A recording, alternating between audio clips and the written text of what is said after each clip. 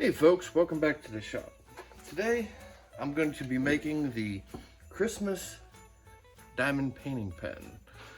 I had a video on making the blank for this, I think a week or so ago. And this is going to be for a friendly competition with a couple other turners. I'll try to get the info and put it in the description of the video before I post this. And well, right now I'm thinking about doing something a little different. It's kind of going to be an experiment. We'll see how it goes. So here we go.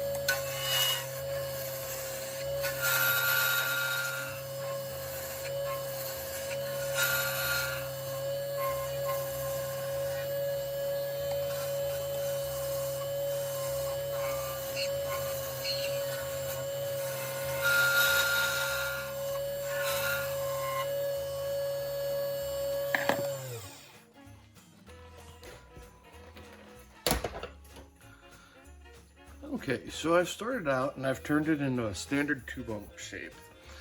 Now what I'm going to do from here is where it gets a little experimental. I've not had a lot of luck using files to spiral acrylic. It takes so much extra polishing to get it down, but I have a new wheel for my buffing wheel that may make it a little easier to polish out the groove. So I figured, what better to try it on than a competition, right? So I'm gonna sand this up first and then we'll get to cutting with some files.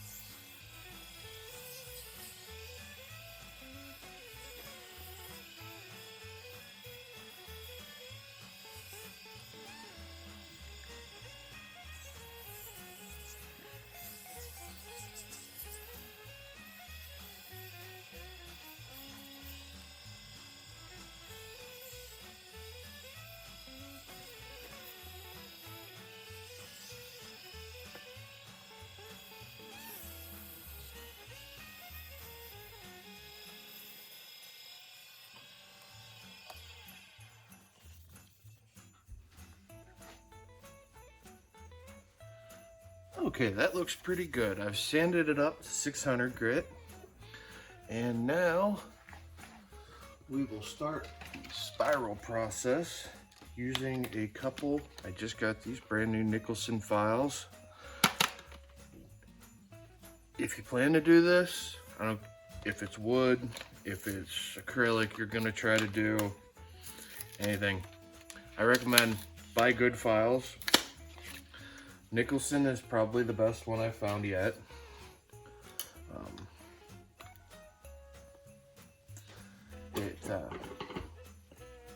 They just hold up a little bit better.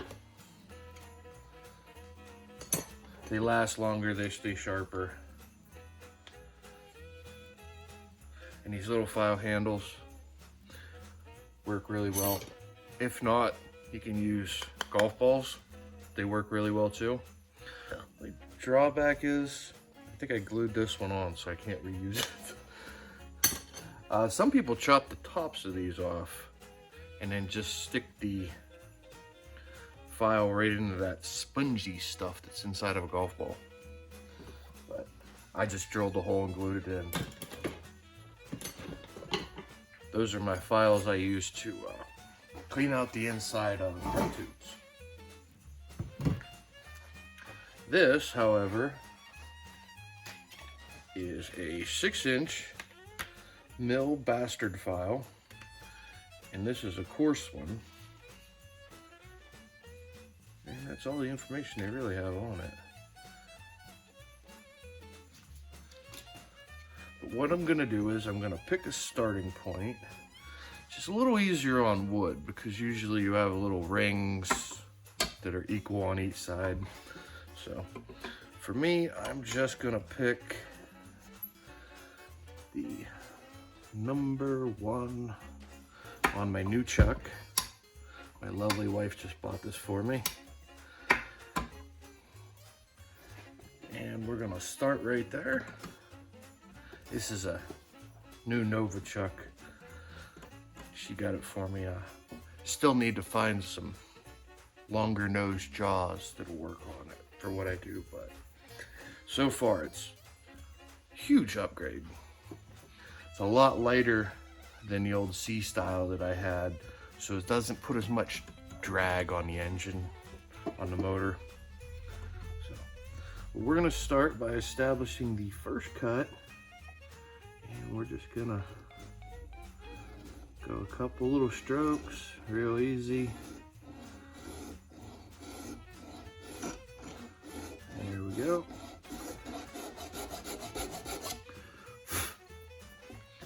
Now from there, I'm gonna unlock my lathe, and I'm gonna continue that same established angle.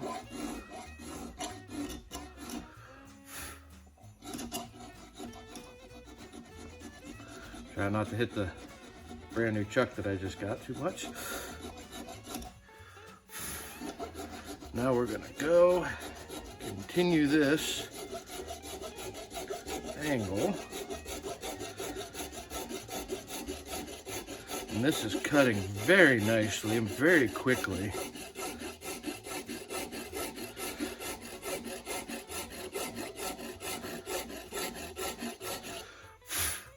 A lot of times I'll do spirals on wood, and I'll do walnut or maple or oak. Oak cuts pretty quick. Walnut and maple, however, they seem to take quite a while to cut right. So,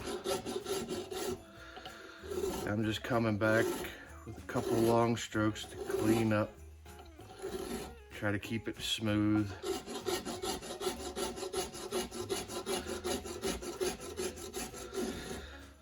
But establishing this first spiral is always most important. You want to try to keep the same angle all the way through. And as you get to the end, you want to try to go back and cut the same depth as you go through. It helps to spin the lathe by hand back and forth. Try to take off any of the high ridges. That looks pretty good for my first spiral. Now I am going to clean this off with a file card. And I think I'm going to widen that original groove a little bit. A little bit larger file. There's a little bit bigger round file that I got.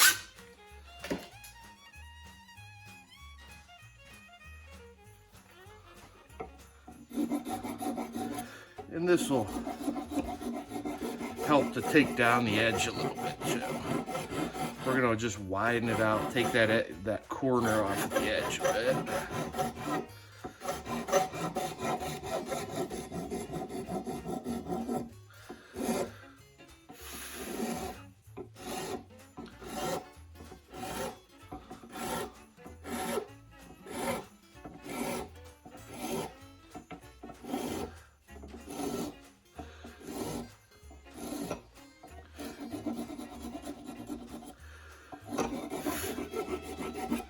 It's easier to come back and fix issues with a small groove than it is issues with your full-size groove.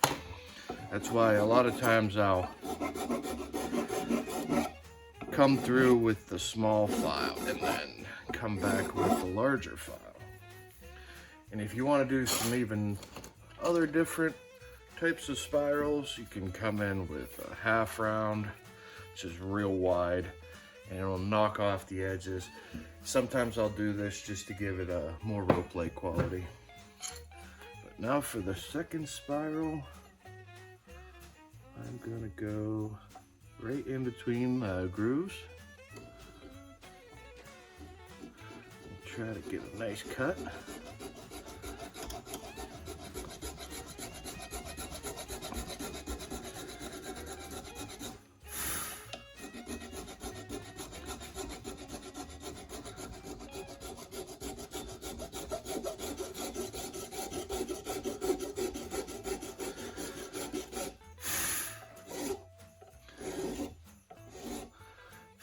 And as you go, the middle of this will be thinner than the ends. That's just how I like to do it.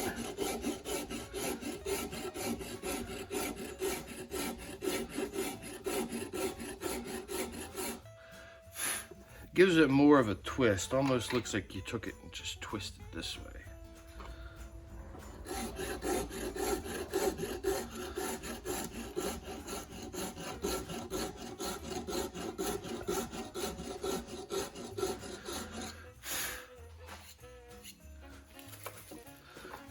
Sometimes your file just gets scuffed up so quick.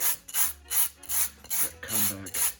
Usually, especially once it starts to warm up, it seems. Likes to hold a lot more material. This new file cuts so nice.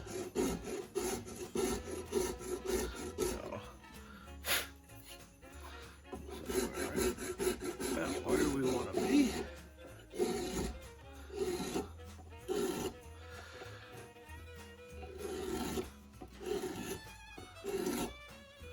Yeah, that's looking really nice too. I'm gonna come in with my heavier file.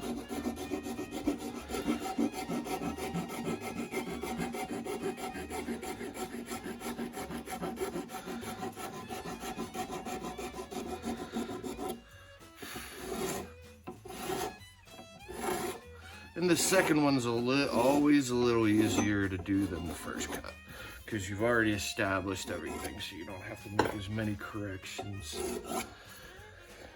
So,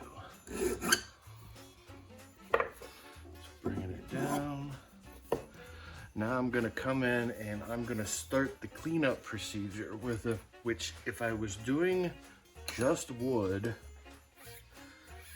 I would come in with just a chainsaw file and clean this up, and then maybe some 320 or maybe 400 grit sandpaper to clean it up before I finished it. But since this is acrylic, it's gonna take a few more steps. So first I'm gonna do is I'm just gonna come through. We're just gonna smooth it out with the file. This doesn't remove a lot of material, it just kind of smooths out any of the rough edges.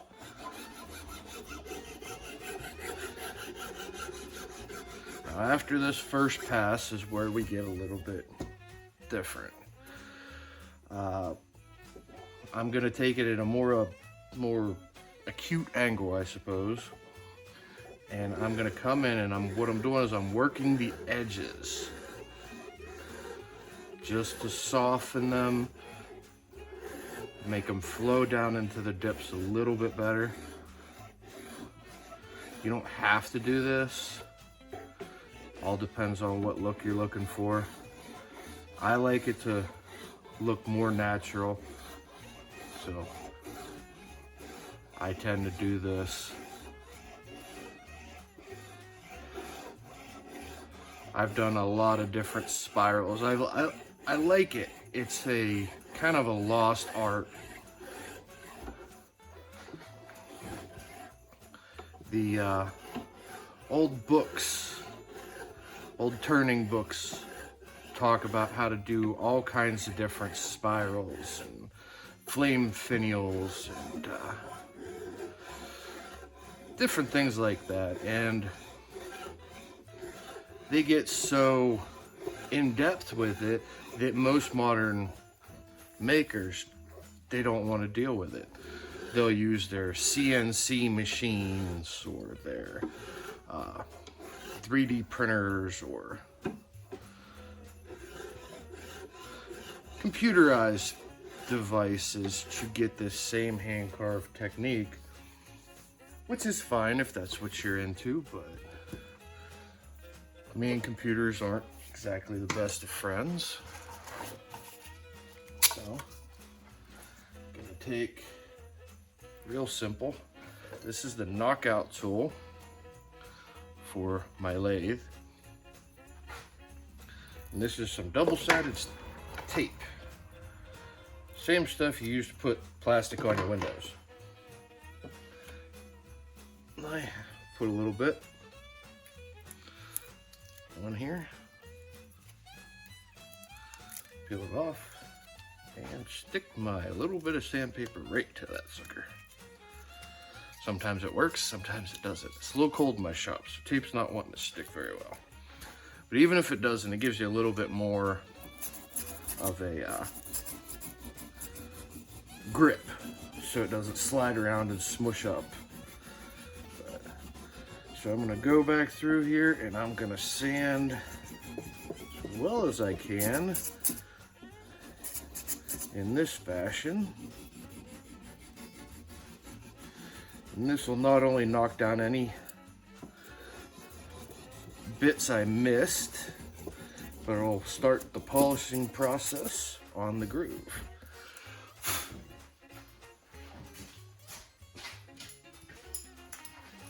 Always keep a ear nozzle by.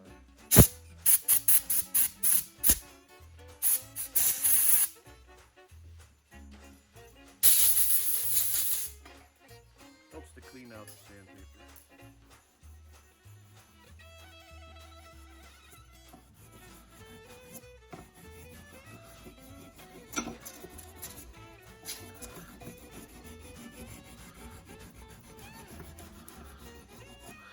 Okay, that's 320.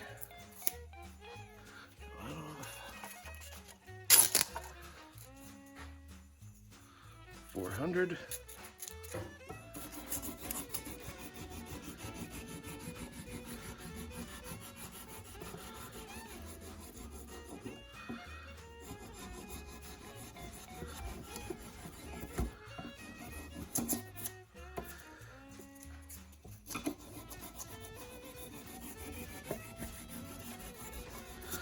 And you can see why I don't offer this design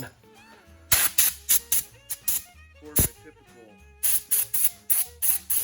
shop. It's quite hard on the hands, and I got a little carpal tunnel in mine, so right about now it starts to hurt, and you can tell I keep slipping.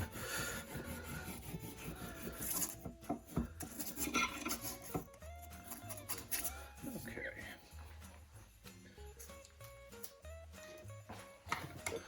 600 grit sandpaper.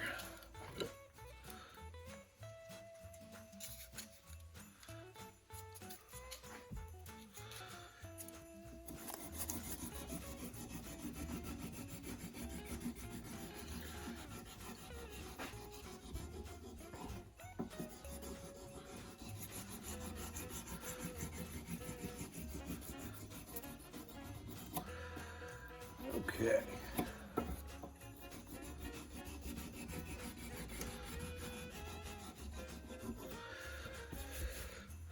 That's 600 grit. Come in with a little bit of wet and dry automotive sandpaper. And this isn't gonna stick to my stick, but I'll wrap it around there anyway.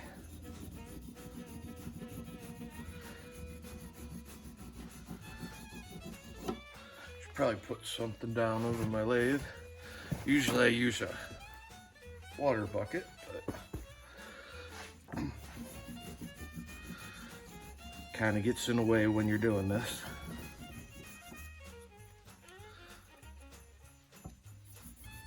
You can see it really tears up the sandpaper when you're doing it this way.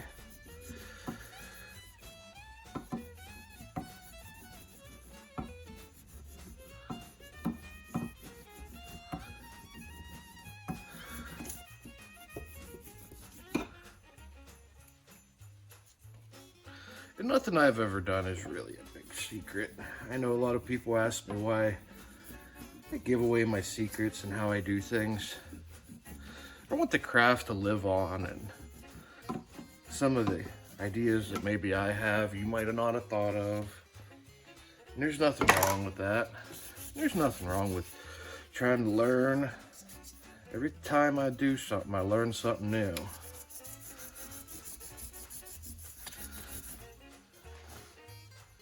I'd rather share my knowledge, allow somebody to succeed maybe where I failed, or do better than I did. You never know. Somebody might have a better method to do this. Might teach me something. I've only been turning for 8 or 9 years, on and off. Full time for about 1.5 years. So there's always things to learn. Okay, this is just the last bit of sanding I'm going to do is a little 3000 grit.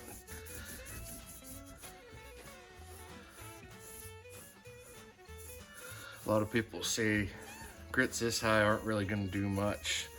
Not sanding it like this, but makes me feel better. Takes off a little bit of materials. So right now we are looking pretty good. I like the way that turned out. Now, big question, can I get a shine like I usually do on my normal acrylics in that groove? Let's go over to the buffing wheel and find out. Okay, I don't have the world's best filming angle for this, so bear with me. I usually don't film the buffing, but today is a little different. So first thing I want to show you is this is a 3-wheel system. Usually it comes with Tripoli or brown. I buy it in a big old bar like this. A white diamond wheel. I just have a little piece right now. I got another big bar over there somewhere. And it usually comes with a wax wheel, which I don't know anybody that actually uses. So I've swapped it out with this stitched buff that's a pre-treated yellow buff. I got this from Amazon, and I treat it with a black emery compound. I got a couple of these little emery bars, and that's what I'm going to start with. This is probably the equivalent of about 1,000 grit, maybe 800 grit. It might even be a little coarser than that, but it's as coarse as you can get in a buffing wheel. You can switch it out and just use a brown Tripoli compound. It just takes longer if you have a deep scratch or something that you're trying to get out, or even a chip. I don't use it very much, Sometimes if I'm in a hurry, it helps to get the scratches that are left on the ends. I can come in and just hit it real quick and be done with it. But the first thing you gotta know whenever you're buffing is this is your most important part of your buffing system is this right here. This is a rake. You don't use it every time. You don't want to because it'll tears up your wheel. But it removes the old compound that mats together the fibers of your wheel. So you want to use it. I use it about once a week. I could probably even use it a little bit more. This one looks like it needs it a little bit. Also depends on the quality of your compound. This isn't the best. It's a little hard. I got it at a tool store, but this is how it works.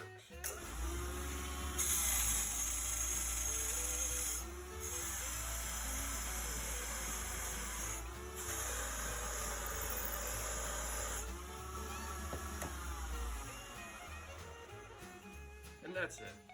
And it, you can see it kind of fluffs up the wheel a little bit, throws a bunch of stuff into the air. So we're gonna start buffing this, and I'm gonna dress each wheel before I start with the compounds.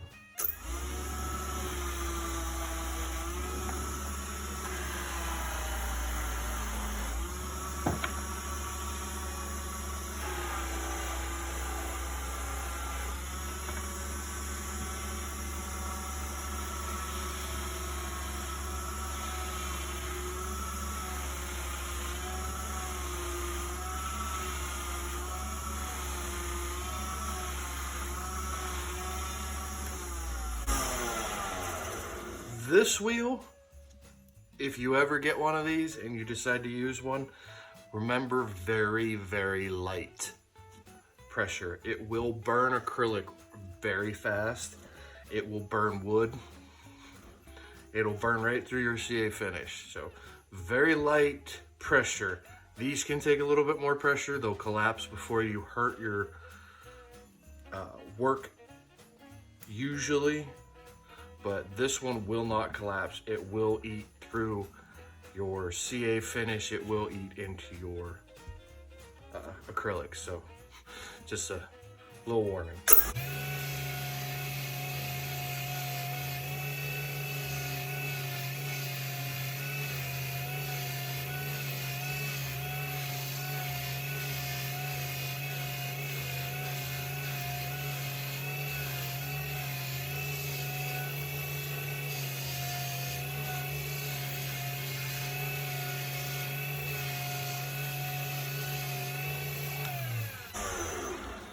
As you can see, this has done a pretty good job smoothing it out and removing a lot of the scratches from the file. See a little bit, I got a touch up there. I think just there.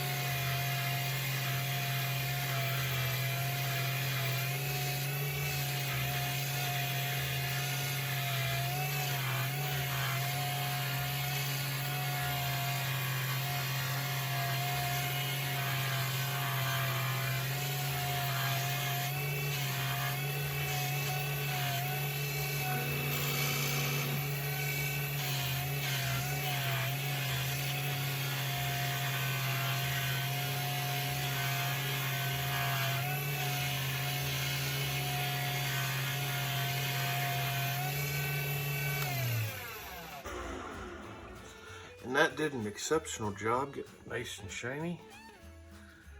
I think that'll be about it. As you can tell, I didn't use a whole lot of pressure on each wheel. The compound is what does all the work. And the compound's only on the first 1/16 of an inch of these wheels. So just remember that the tips of the buffing wheel are what does all of your work. I'll put some beauty shots of this at the end. Thanks for watching. Don't forget to do all those YouTuber things that everybody always asks you to do.